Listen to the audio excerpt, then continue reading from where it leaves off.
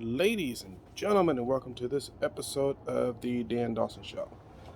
So, for my outside nighttime videos, I decided not to wear the hat. Apparently, you can't see anything, my facial expressions or anything, so I've decided not to wear it when I'm doing outside night shows. But something very important happened today that honestly horrifies me because we don't see.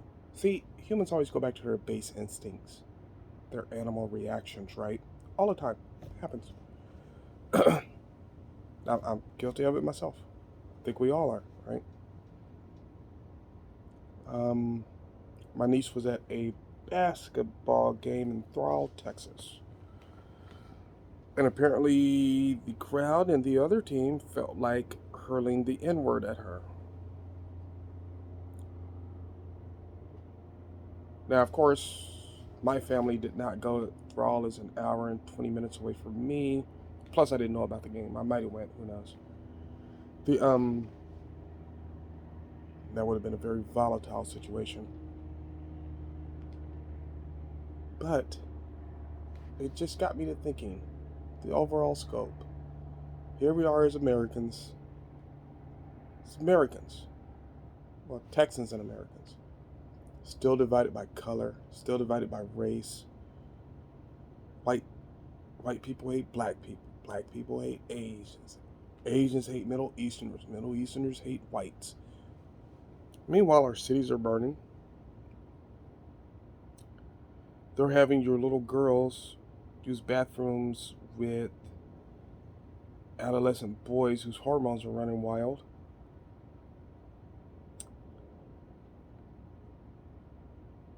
You don't have a say in your kids' curriculum in school. You're under a vaccine mandate, which is only going to get worse because we've been following Europe's trend and they're locking people down. If you're unvaxxed, you can't even come outside. You're under lockdown. But here we are still divided by race. And as Americans, if we don't get past that, there's no hope. There's no hope. It's just ridiculous. The hating other cultures because they're not your culture is the epitome of ignorance. The epitome of ignorance. Meanwhile, most of us still have the same common problems. Gas is the highest it's been in what 30 something years. Inflation's the highest it's been in 30 something years. You barely can afford to heat your house. Food is scarce, and yet you're more worried about race. I'm sad to say it. It really says a lot about where we are. I watched a video tonight, and I'll cover it more extensively. Today's Tuesday. I'm busy the rest of the week, probably Friday. But there's this black dad, critical race theory, and blah blah blah blah. Overly emotional, not logical, didn't make any sense. But he was at a school board hearing screaming about critical race theory and saying, "Oh, I got 1,000 soldiers that are ready to march. They're locked and loaded." You're an idiot. And then he tried to clarify on Fox News. So the reason I'm not going to do the video yet, excuse me. The reason I'm not going to do the video yet is because it's not clear if he's on the side of critical race theory yet. I don't know. Watching it's kind of confusing because he's kind of saying, "Oh, I'm here to speak against critical race theory," but we're so locked up on race.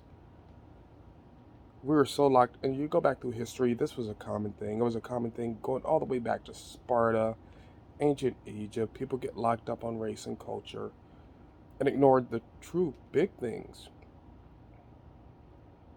It doesn't matter if you're black or white. You're paying the same price for gas, which is astronomical. When I go grocery shopping at HEB, I don't get a black discount. The white person behind me doesn't get a white discount. Those are the important things. It doesn't matter if you're black or white, your child still can be victimized. And the liberals just make it easier to victimize them because they've confused us all with race. Now, from my point of view, being only a few generations out of slavery, race has always been an issue in the United States. But I thought we had advanced further, but I guess I was wrong. Just is what it is. I mean, how can this ignorance continue? Now, when I served in the Army,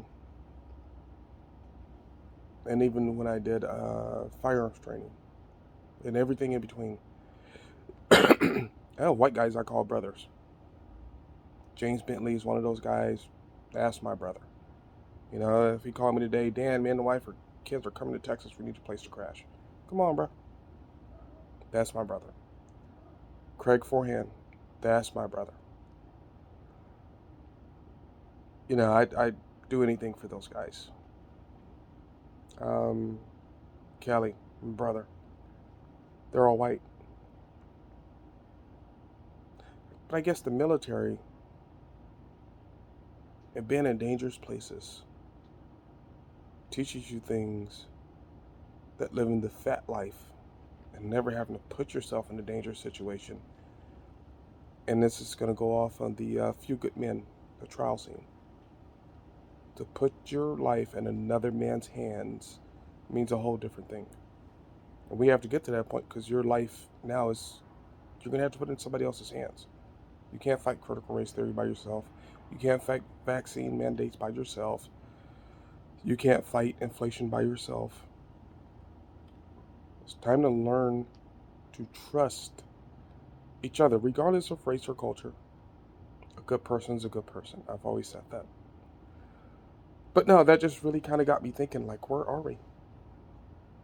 Talked to my little sister, and she was relaying the events of the day to me. Because every day now that I'm home, I not every day, but as much as possible, I like checking on my nieces and nephews, see how they're doing. See if they need Uncle Dan. Take for instance, this is a Texas thing. A wild hog, big wild hog, had my nieces trapped in the house. My little sister's in Austin. So I jumped in the truck, drove 45 minutes, 308, to take out this hog. Well, the hog had left, so I didn't get a hog, but I'm going to go back to our family property this Saturday and probably hunting. Yeah, I'm probably going to do that. But times are, this is exactly what happened in Nazi Germany. They were divided by race and culture and fell quickly. Don't say it can't happen here in the United States because I'm seeing it, I'm watching it. Hope we can pull out of this. So like, subscribe, share, and as always, do what you got to do.